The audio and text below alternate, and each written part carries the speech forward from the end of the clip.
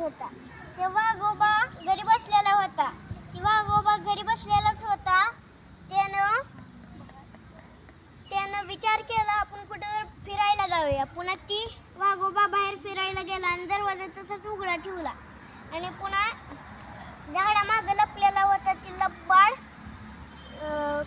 लब्बाड ससूला बघत होता. आणि वाघोबा गेल्यावर ती लब्बाड ससूला त्या घरात घुसला आणि आतनं कडी लावून टाकली. पुन्हा वाघोबा फिरत होता. त्या ध्यानात आलं की आपण घराचा दरवाजा बंदच नाही केला. पुन्हा ती आला आणि बघितलं दरवाजा कसा बंद आहे. पुन्हा त्याने ढकललं, नाही उघडला. पुन्हा ती म्हणला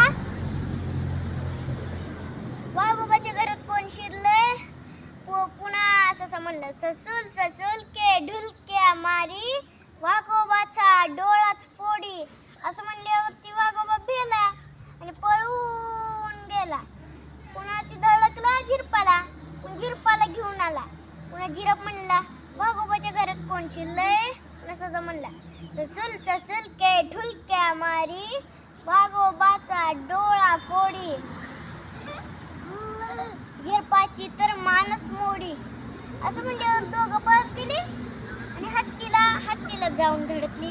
पुन्हा हत्तीला घेऊन आल्या आणि हत्ती म्हणला वाघोबाच्या घरात कोण शिरलंय. पुन्हा ससा म्हणला, ससूल ससूल के ढुलक्या मारी वाघोबाचा डोळाच फोडी. झिरपाची तर मानच मोडी, हत्तीची तर सोंडच तोडी. असं म्हणल्यावर ना ती गेली आणि हुशार लोंबडीला बोलवून आणलं.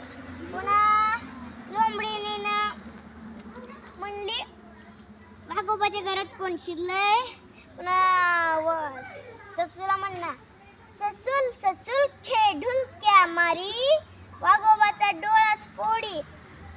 झिरपाची तर मानच मोडी, हत्तीची तर सोनच तोडी. कोल्हिनीची तर शेपूट उखडी.